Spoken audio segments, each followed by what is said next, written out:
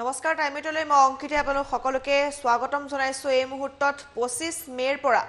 বিমানসমূহৰ চলাচল পুনৰবাৰ আৰম্ভ হ'ব তাৰ বাবে এটা নতুন গাইডলাইনছ জাৰি কৰা হৈছে বিমান সেৱাৰ নতুন গাইডলাইন দিয়া হৈছে কি নিয়ম মানি যাত্ৰীসকলে যাত্ৰা কৰিব লাগিব আমি তথ্য আপোনালোকক জনাব বিচাৰিছো যাত্ৰাৰ সময়ত মাস্ক পিন্ধাটো বাধ্যতামূলক যি সকলে যাত্ৰা কৰিব তেওঁলোকে মাস্ক পিন্ধিবই লাগিব কাৰণ কৰোনা ভাইৰাছৰ সংহাৰৰ মাজতে বিমান সেৱা পুনৰ আৰম্ভ কৰাৰ সিদ্ধান্ত গ্ৰহণ কৰা হৈছে 4 ফুট দূৰত্ব তেওঁলোকে মানি চলিব লাগিব সামাজিক দূৰত্ব তেওঁলোকে যাত্ৰীসকলে মানি চলিব লাগিব 4 ফুট বিমানবন্দৰৰ সকলো যাত্ৰীৰে স্ক্ৰিনিং কৰিব লাগিব তেওঁলোকৰ ভালদৰে স্ক্ৰিনিং কৰা হ'ব তেওঁলোকে মাস্ক পৰিধান কৰিব লাগিব আৰু 25 মেৰ পৰা আৰম্ভ হ'বলগীয়া সেই বিমান সেৱাৰ ক্ষেত্ৰত এয়া নতুন নতুন গাইডলাইনছ জাৰি কৰা হৈছে আৰু সেই সকলোবোৰ গাইডলাইনছ সকলোবোৰ নিয়ম তেওঁলোকে মানি চলিব লাগিব বহুকেইটা নিয়ম নতুনকৈ তেওঁলোকে বান্ধি দিয়া হৈছে 4 ফুট দূৰত্ব বৰ্তাই ৰাখিব লাগিব সকলো যাত্ৰীৰে স্ক্ৰিনিং কৰা হ'ব আৰু এই নতুন গাইডলাইনছ সমূহ দিয়া হৈছে আৰু অধিক তথ্যৰ বাবে আমি এই মুহূৰ্তত পুনপটীয়া সম্প্ৰচাৰত যাম ডেস্কৰ পৰা আছে নিউজ এডিটৰ দীক্ষিত শৰ্মা উপস্থিত আছে দীক্ষিত নতুন গাইডলাইনছ দিয়া হৈছে সেই গাইডলাইনছ সমূহৰ ওপৰত আপোনাৰ পৰা অধিক জানিব বিচাৰিছো হয় চাওক অহা 25 তাৰিখৰ পৰা দুমাহৰ পাছত দেশত যি লকডাউনৰ ফলত সম্পূৰ্ণৰূপে বিমান সেৱা বন্ধ কৰি ৰখা হৈছিল তাৰ পুনৰ আৰম্ভ কৰা হ'ব আৰু কালি ইতিমধ্যে চৰকাৰৰ ফালৰ পৰা এইটো কথা ঘোষণা কৰা হৈছিল যে 25 তাৰিখৰ পৰা এই মাহৰ 25 মেৰ পৰা যি ডমেষ্টিক ফ্লাইটছ আছে তাৰ অপাৰেশ্যন ইতিমধ্যে আৰম্ভ হ'ব আৰু তাৰ বাদে যি গাইডলাইন আছে সেই গাইডলাইন ইতিমধ্যে জাৰি কৰা হৈছে এয়াৰপোৰ্ট অথৰিটি অফ ইণ্ডিয়াৰ ফালৰ পৰা মুঠ 6 পৃষ্ঠাৰ এই গাইডলাইন আছে এই গাইডলাইনত সম্পূৰ্ণ বিষয়সমূহ সন্নিবিষ্ট কৰা হৈছে যাত্ৰীৰ পৰা আৰম্ভ কৰি এয়াৰলাইন ষ্টাফৰ পৰা আৰম্ভ কৰি নিৰাপত্তাৰক্ষীসকলৰ পৰা আৰম্ভ কৰি প্লেনত যিসকলে লাগেজ উঠায় তেওঁলোকৰ পৰা আৰম্ভ কৰি এৰোপ্লেনৰ টেকনিকেল ষ্টাফৰ পৰা আৰম্ভ কৰি সকলো এয়াৰপোৰ্ট অথৰিটিত বা এটা এয়াৰপোৰ্টত যিমান লোক উপস্থিত থাকে প্ৰত্যেকটো ডিপাৰ্টমেণ্টৰ কাৰণে বেলেগ বেলেগ গাইডলাইন জাৰি কৰা হৈছে আৰু বিশেষকৈ যাত্ৰীসকলৰ কাৰণে এটা গুৰুত্বপূৰ্ণ গাইডলাইন দিয়া হৈছে যে ইয়াৰ পূৰ্বতে যেতিয়া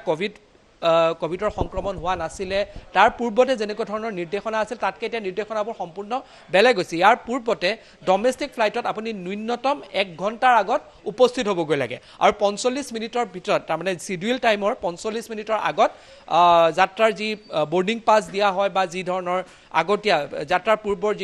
যিখিনি ফৰ্মেলিটিজ থাকে সেইখিনি শেষ কৰে কিন্তু ইয়াত এতিয়া গাইডলাইন সলনি কৰা হৈছে যে মিনিমাম 2 ঘণ্টাৰ আগত এয়াৰপোৰ্টত উপস্থিত হ'ব লাগিবগৈ যিসকল যাত্ৰী আছে যাৰ নিৰ্ধাৰিত সময় এয়াৰপোৰ্টত যিটো প্লেনৰ যিমান নিৰ্ধাৰিত সময় আছে তাৰ 2 ঘণ্টাৰ আগত যাব লাগিব সকলো যাত্ৰীকে স্ক্ৰিনিং কৰা হ'ব স্ক্ৰিনিং কৰাৰ পাছতহে তেওঁলোকৰ স্বাস্থ্যৰ পৰীক্ষা কৰা হ'ব স্বাস্থ্য পৰীক্ষা কৰাৰ পাছতহে তেওঁলোকক এয়াৰপোৰ্টৰ যি বিল্ডিং আছে সেই বিল্ডিঙৰ ভিতৰত যোৱাৰ অনুমতি দিয়া হ'ব 2 ঘণ্টাৰ আগত সকলো পাবগৈ লাগিব তাৰ পাছত পুৱাৰ লগে লগে তেওঁলোকৰ গেটতে প্ৰৱেশ দ্বাৰতে তেওঁলোকৰ স্বাস্থ্যৰ পৰীক্ষা কৰা হ'ব স্বাস্থ্য পৰীক্ষা কৰাৰ পাছতহে তেওঁলোকক যোৱাৰ অনুমতি দিয়া হ'ব তাৰ লগত এই মুহূৰ্তত এয়াৰপোৰ্ট অথৰিটিৰ ফালৰ পৰা কোৱা হৈছে যে এয়াৰপোৰ্টত বেছি ভিৰ ভাৰ কৰাতকৈ যাত্ৰীসকলে যদি যিটো ই বৰ্ডিং পাছ লোৱাৰ যিটো আছে ছিষ্টেম আছে যেনেধৰণে ধৰক ঘৰতে বহি লৈ পেলাই আপুনি বৰ্ডিং পাছ ল'ব পাৰে তেনেকুৱা ধৰণৰ ব্যৱস্থাসমূহৰ ওপৰত যাতে অধিক গুৰুত্ব দিয়ে সেইটোৰ ওপৰতো এয়াৰপোৰ্ট অথৰিটিৰ ফালৰ পৰা কোৱা হৈছে তৃতীয়ত এটা গুৰুত্বপূৰ্ণ কথা কোৱা হৈছে যদি আমি ইয়াত দেখুৱাব পাৰোঁ এইখন হ'ল সেই গাইডলাইনখন ইয়াৰ 4 নম্বৰ যিটো 5 নম্বৰ যিটো পইণ্ট আছে তাত কোৱা হৈছে যে আৰোগ্য সেতু এপটো যিসকল এপ আছে সেই আৰোগ্য সেতু এপ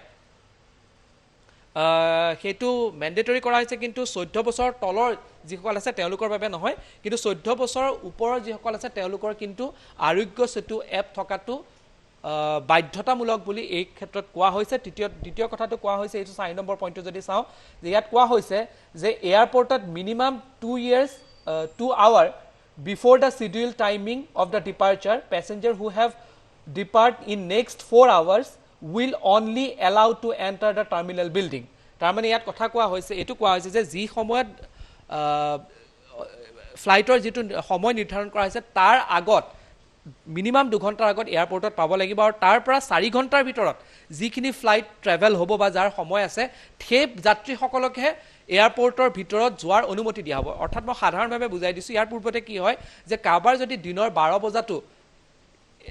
ফ্লাইট থাকে বা দিনৰ 2 বজাত থাকে বা 3 বজাত থাকে কিছুসকল লোক তেনেকৈ ধৰণে দেখা পোৱা যায় যে ইয়াৰ আগলৈকে কোভিডৰ আগলৈকে তেওঁলোক 7 বা 8 বজাত দূৰৰ পৰা যাত্ৰা কৰি আহে তেওঁলোক পুৱা 7 বা 8 বজাতে আহি পেলাই এয়াৰপৰ্টত থাকে আৰু এয়াৰপৰ্টত তেওঁলোক সোমাই যায় এতিয়া সেইটো কৰিব নোৱাৰিব অৰ্থাৎ যদি কাৰোবাৰ 12টা বজাত ফ্লাইট আছে 12টা বজাত ফ্লাইট থকাজন 10টা বজাতে এয়াৰপৰ্ট পাব লাগিব তাৰ পাছতহে তেওঁৰ যিখিনি কাম আছে আৰু 12ৰ পৰা 2 বজাৰ ভিতৰত যদি কাৰোবাৰ আছে তাৰমানে সেই সময়খিনি 4 ঘণ্টাৰ ভিতৰত যদি কাৰোবাৰ ফ্লাইটৰ টাইম আছে তেওঁলোককহে যোৱাৰ অনুমতি দিয়া হ'ব অৰ্থাৎ এইটো নহয় যে আপুনি 6-7 ঘণ্টাৰ পূৰ্বতে কোনোবা এজন গৈ উপস্থিত হ'ল আৰু তেওঁ এয়াৰপৰ্টৰ ভিতৰত সোমাব নোৱাৰিব এইটো কথা স্পষ্টভাৱে কোৱা হৈছে স্ক্ৰিনিং কৰা হ'ব স্ক্ৰিনিং কৰি সকলোকে কোৱা হৈছে যে স্ক্ৰিনিং কৰাৰ পিছতে যোৱাৰ অনুমতি দিয়া হ'ব তাৰ লগতে ছ'চিয়েল ডিষ্টেন্সিং তাত কিন্তু সম্পূৰ্ণৰূপে বৰ্তাই ৰাখিব লাগিব 4 ফিট বুলি তাৰ কথাষাৰ কোৱা হৈ আছে যে 4 ফিট দূৰত্ব বৰ্তাই ৰাখিব লাগিব ছ'চিয়েল ডিষ্টেন্সিং সামাজিক দূৰত্ব ৰাখিব আনকি যিসকল এয়াৰলাইন্স আছে এয়াৰলাইন্সৰ অথৰিটিসকলকো কোৱা হৈছে যিখিনি ছিট তেওঁলোকে এলট কৰিব বৰ্ডিং পাছত যিখিনি ছিট দিব তাৰ ছিটিং এৰেঞ্জমেণ্ট যিখিনি আছে যে কোন ক'ত কেনেধৰণে বহিব সেইটো এটা বিশেষ নিৰ্দেশনা থাকিব সেই নিৰ্দেশনা মতেহে বহিব পাৰিব অৰ্থাৎ 3x3 যিবোৰ জেনেৰেলি এয়াৰবাছত দেখা পোৱা যায় যে দুইফালে 3x3 থাকে সেই 3ত কোন কিমান বহিব বা কেনেকুৱা ধৰণে বহিব তাৰো এটা বিশেষ নিৰ্দেশনা থাকিব সেইটো এয়াৰলাইন্সবিলাকক সেই নিৰ্দেশনা জাৰি কৰা হ'ব তাৰ লগতে এই ক্ষেত্ৰত যদি চাওঁ আমি এখনত চাওঁ এইখিনি ডিপাৰেচাৰ অৰ্থাৎ যিসকলে প্ৰস্থান কৰিব তেওঁলোকৰ বাবে এই গাইডলাইন দিয়া হৈছে মই আৰম্ভণিতে কৈছিলোঁ যে এইটো 6 পৃষ্ঠা জোৰা গাইডলাইন আছে ইয়াত ডিপাৰেচাৰ লগতে এৰাইভেলসকল যিসকল আছে যিসকল যেতিয়া গৈ এয়াৰপৰ্টত উপস্থিত হ'ব অৰ্থাৎ দিল্লীৰ পৰা যদি কোনোবা এজন আহি গুৱাহাটীত উপস্থিত হয় গুৱাহাটীত উপস্থিত হোৱাৰ পিছত তেওঁলোকে কেনেকুৱা ধৰণৰ নিৰ্দেশনা পালন কৰিব লাগিব তাৰো এটা পৃথক গাইডলাইন দিয়া হৈছে তাতো ছ'চিয়েল ডিষ্টেন্সিং তেওঁলোকে মানিব লাগিব হেণ্ড চেনিটাইজাৰ ব্যৱহাৰ কৰি থাকিব লাগিব মাস্ক ব্যৱহাৰ কৰি থাকিব লাগিব এক্সিট পইণ্টতো তেওঁলোকৰ যি